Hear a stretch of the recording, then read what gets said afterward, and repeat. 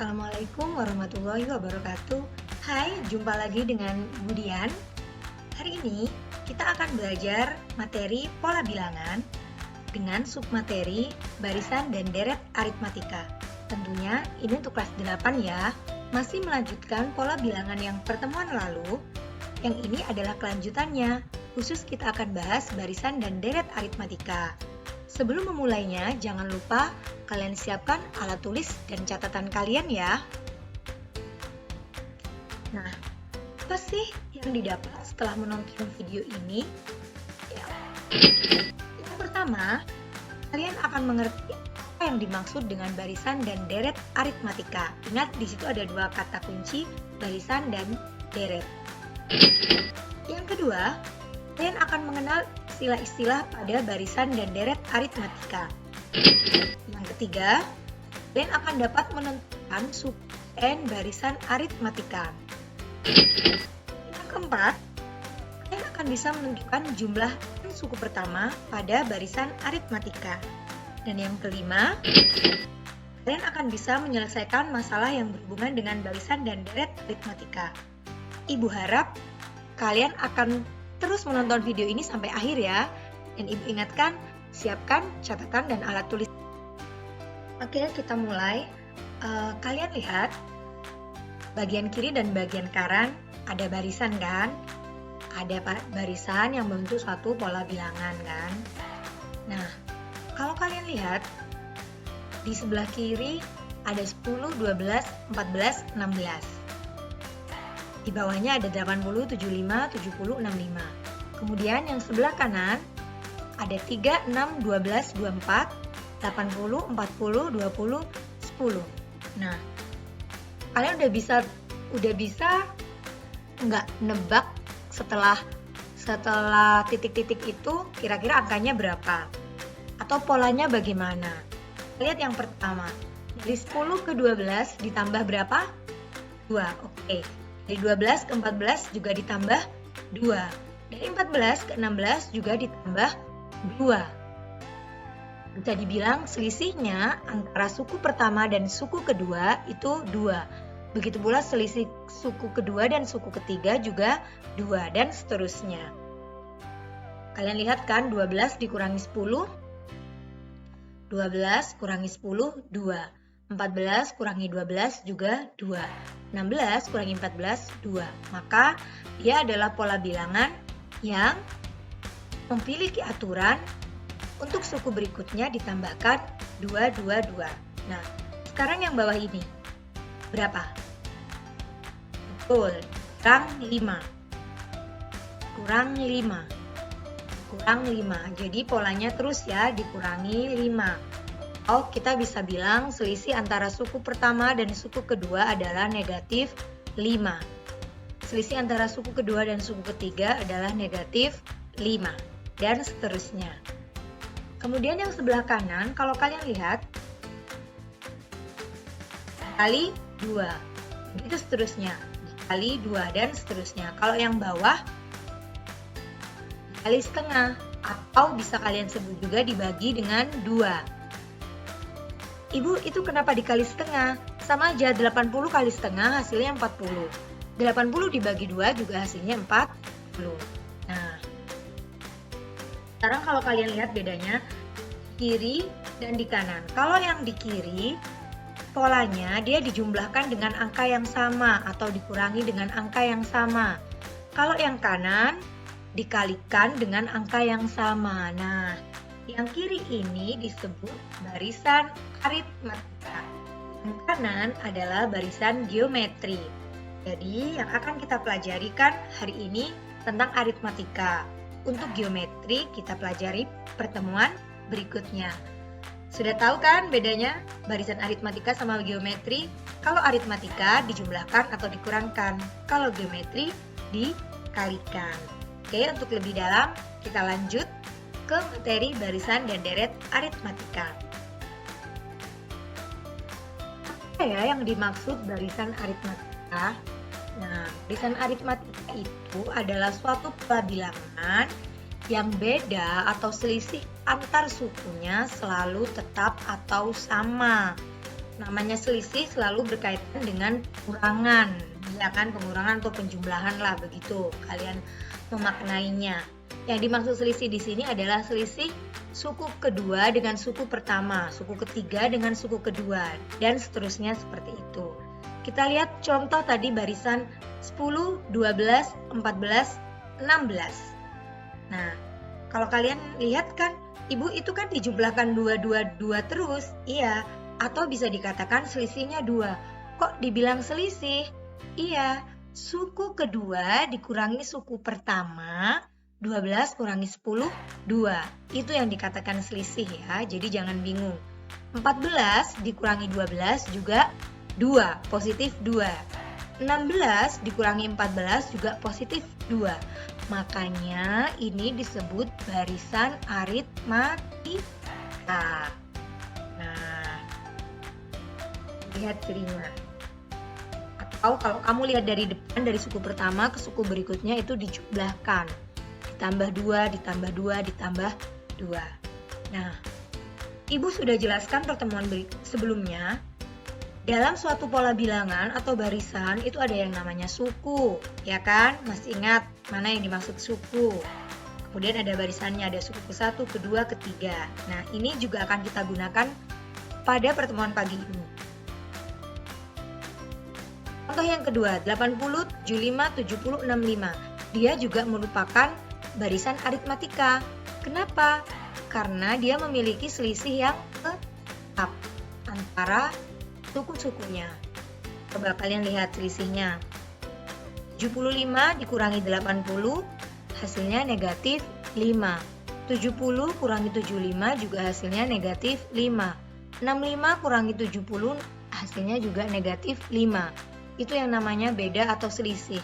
Ibu kalau lihat dari depan begini, boleh. 80 ke 75 berarti harus dikurang 5. Kalian tulis di sini, negatif 5. Harus seperti itu ya, supaya ada bedanya positif dengan negatif. Oke, kita lanjutkan. Sudah tahu kan barisan aritmatika? Akan mengenal istilah-istilah pada barisan aritmatika. Yang pertama, suku pertama atau kalian sebut dengan U1 itu sama dengan juga dengan A. Jadi kalau biasanya dalam barisan aritmatika nanti suku pertama, suku ke-1 itu dilambangkan dengan A. Sama aja, suku ke-1 sama dengan A ya.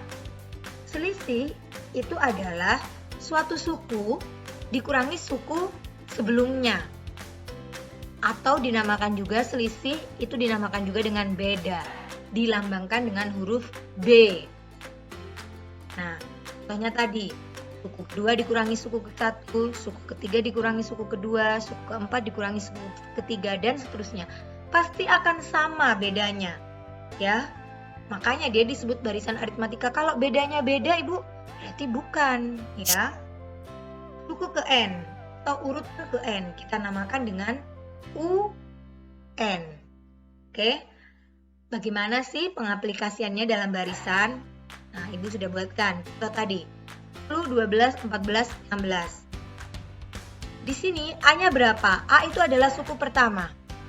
Di A-nya 10, betul. Sekarang bedanya, beda itu selisihnya ya, selisihnya berarti 12 dikurangi 10 atau 10 tambah berapa jadi 12, maka bedanya berapa? 2. Oke, yang sini juga sama, 12 ke 14 juga harus ditambah 2 atau 14 dikurangi 12 juga 2. Nah, itu adalah beda. Kemudian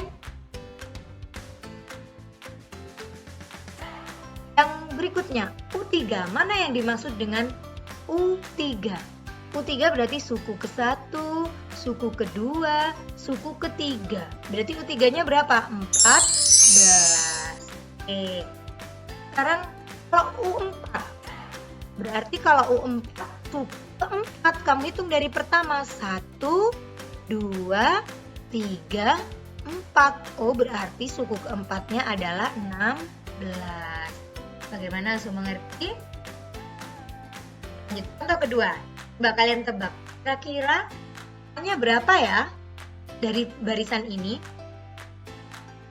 A-nya 80. B-nya 75 dikurangi 80 negatif 5. Atau 80 supaya menjadi 75 diapakan? Dikurangi 5. 3-nya berapa? 70, betul. 4-nya 60. Berikutnya kita akan menentukan suku ke N. Apa sih yang dimaksud menentukan suku ke N? Jadi kita menentukan UN. Yang bagaimana yang akan kita ketentukan? Kalau tadi kita kan ada contoh mencari U3, U4 gampang kan? Nah, kalian kenal dulu rumusnya. UN itu sama dengan A ditambah N dikurangi 1B. Tadi sudah tahu ya, A itu apa, B itu apa. Nanti N dan UN-nya kalian akan tahu setelah diberikan contoh soal. Nah, tentukan suku ke 101 dari barisan di bawah ini. Kalau tadi, kan kamu cuma menentukan suku pertama, suku kedua, suku ketiga, suku keempat. Masih gampang kan?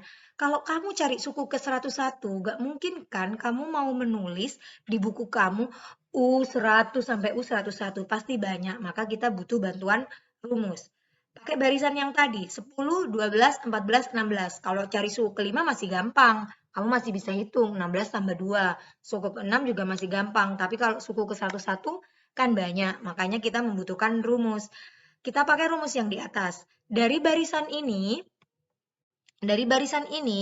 kalian tentukan dulu A-nya berapa. Berapa A-nya tadi? 10. Oke. B-nya berapa? B-nya 2. Ya kan? 10 ke 12 ditambah 2. Atau 12 kurangi 10, 2. Kemudian N-nya. Kalian lihat soal. Yang ditanyakan suku ke 101. Berarti N-nya adalah 101. Oke. Maka yang akan kita cari itu adalah apa? U101. Nah, kalian lihat rumusnya di sini. UN kamu ganti dengan U101 sesuai soal.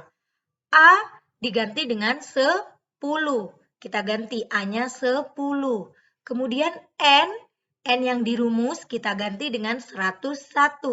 Dikurangi 1 tetap, karena kurang 1 itu adalah rumus. B-nya 2, kamu ganti dengan 2. Kenapa 2? Ini ya beda, selisihnya dari barisan ini adalah 2. Ganti sini. Kemudian, lanjut. Ini tetap ya, 10 tetap turun. Nah, 101 kurangi 1 berapa? 100.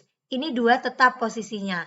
Kalau ada seperti ini, itu artinya 100 dikurung kemudian di belakangnya ada 2, itu artinya dia dikali. 100 dikali 2. Sudah tahu ya, kalau ada kurung kemudian di belakangnya ada angka tanpa tanda apapun, itu berarti artinya dikali. Oke, 10 tetap ya. 100 kali 2 berapa? 200. Maka 10 tambah 200 adalah 210. Jadi suku ke 101 adalah 210. Kalau kalian tidak paham, silakan ulangi lagi video ini ya. Kita lanjutkan. Masih menentukan suku ke N, Ibu contohkan barisan yang lain. Tentukan suku ke 101 dari barisan yang tadi, 80, 75, 70, 65. Sama, kita tentukan dulu A-nya. Berapa A-nya? 80. Oke, B-nya negatif 5. Ingat, 80 ke 75 harus dikurangi 5. Ya kan? Negatif 5. Sini. Atau bisa juga kamu cari dengan suku kedua dikurangi suku ke 1. 75 dikurangi 80 sama dengan negatif 5. Sama aja kan ya? Seperti yang Ibu bilang tadi. N-nya berapa N-nya? Sesuai soal. 101. Oke, rumusnya sama seperti tadi. Nah, kita pakai rumus UN ini sama dengan A ditambah N kurangi 1 kali B. Dengan UN-nya kita ganti U101 sesuai dengan soal yang diminta. A-nya berapa? 80. Kenapa kok 80? Karena A 80. N-nya berapa? 101. Soal yang diminta adalah suku ke 101. Dikurangi 1 rumus. B-nya bedanya negatif 5. Negatif 5. Bu, kok ini dikurung negatif 5-nya? Iya, supaya tidak kamu anggap pengurangan. Negatif 5 itu milik negatif 5 seutuhnya, bukan pengurangan ya. Nah, 80 tetap. 80 tetap ya. 101 kurangi 1, 100, negatif 5. Seperti yang Ibu tadi bilang, karena sama-sama dikurung begini, ini artinya dikali. Maka 100 dikurangi negatif 5, maaf, 100 dikali negatif 5, itu berarti negatif 500. Jadinya di sini 80 ditambah dalam kurung negatif 500. Positif ketemu dengan negatif jadi apa? Jadi negatif. Kelas 7, diingat pelajaran kelas 7. Berarti 80 dikurangi 500 menjadi negatif 420. Lanjutkan berikutnya. Berikutnya, apa yang dimaksud dengan deret aritmatika? Nah, deret itu penjumlahan dari seluruh suku pada barisan aritmatika. Kalau barisan tadi, begini ya penulisannya, kalau barisan 10, 12, 14, 16, begitu kan? Begitu pula contoh yang bawah. Kalau deret, karena penjumlahan berarti semuanya dijumlahkan. Itu yang dimaksudkan dengan deret. 10 tambah 12 tambah 14 tambah 16. Nah, itu yang dimaksud dengan deret. Pula contoh yang bawah. Jadi deret itu penjumlahan dari seluruh suku pada barisan aritmatika. Deret aritmatika ini ya, jumlah n suku pertama atau kalau disimbolkan dengan Sn. Jadi deret itu disimbolkan dengan Sn ya. Coba kita contoh 10 tambah 12 tambah 14 tambah 16. Tentukan jumlah 3 suku pertama. Mana aja sih 3 suku pertama itu?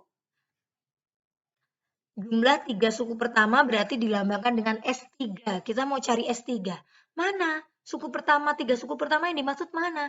Ini. U1 ya, ini. Kemudian U2, U3. Maka S3 itu adalah U1 tambah U2 tambah U3. Berapa? 10 tambah 12 tambah 14. Jadinya 36. Nah, kita ke contoh selanjutnya. Ada 80 ditambah 75 tambah 70 tambah 65. Tentukan jumlah 4 suku pertama. Berarti jumlah 4 suku pertama yang ditanyakan apa berarti? S4. Oke, betul. S4 mana? 80 tambah 75 tambah 70 tambah 65. Itu S4. Jawabannya berapa? 290. Sudah mengerti ya yang dimaksud S3 dan S4. Nah, sekarang menentukan rumus deret aritmatika. Wah, kenapa kita masih butuh rumus ini, Bu? Karena seperti yang menentukan suku tadi, kalau masih S3, S4, masih gampang carinya. Kalian tinggal menjumlahkan biasa. Tapi kalau banyak, sampai ratusan, tidak mungkin kan kalian jumlahkan secara manual. Kita butuh 2 rumus ini. Kenapa ada 2 rumus ini? Ini sebenarnya 2 rumus ini sama aja. Kalian tinggal pilih yang atas atau yang bawah, tergantung di soal mana dulu yang diketahui. Kalau kita pakai rumus yang atas, jika diketahui A dan UN. Pakai rumus yang bawah, jika diketahui nilai A dan B saja, tidak diketahui UN. Bagaimana contohnya? Kalian lihat contohnya. Tentukan jumlah 101 suku pertama dari barisan ini. Nah, masih contoh yang ini tadi. Kalau contoh soal yang pertama tadi kan menentukan suku 101. Sekarang kita menentukan jumlah 100 suku pertama dari barisan ini. Nah, kita butuh rumus yang di atas ini tadi. Yang diketahui apa dulu? A-nya 10, oke. B-nya 2, oke. N-nya berapa? 101, oke. Karena yang diketahui ini hanya A dan B dan N saja, maka kita menggunakan rumus yang kedua. Nah, kita menggunakan rumus yang kedua, Sn sama dengan N per 2 dikali 2A ditambah dalam kurung N dikurangi 1 kali B. Kok kelihatannya rumit? Kalian perhatikan saja cara mengganti angkanya supaya kalian tidak bingung. Nah, ini ya rumusnya. Sn-nya ini tadi, kita ganti N-nya dengan 101. Yang N atas ini juga diganti 101. A-nya diganti berapa? 10, sesuai yang diketahui. N-nya diganti 101 dikurangi 1 tetap ya, karena ini rumus. B-nya diganti dengan 2. Kemudian, ini tetap 101 bagi 2 tetap. 2 kali 10 berapa? 20. 101 kurangi 1 berapa? 100 kali 2. Nah, di sini 101 dibagi 2 berapa? 50,5. Ini 20 ditambah 200. Dari mana 200? 100 dikali 2. Kemudian 50,5 dikali 20 hasilnya 1010 ditambah 200. Maka 1010 ditambah 200, 1210. Jadi 10 ini ya deret 10 tambah 12 tambah 14 tambah 16 tambah seterusnya sampai suku ke 101. Kalau dijumlahkan semua hasilnya adalah 1210. Kalian tidak perlu mencari satu persatu, cukup pakai rumus ini. Jadi jumlah 101 suku pertama dari barisan ini adalah 1210. Oke, sampai di sini dulu. Nanti kita lanjutkan di pertemuan berikutnya. Kalau tidak mengerti, kalian ulang-ulang lagi videonya. Terima kasih.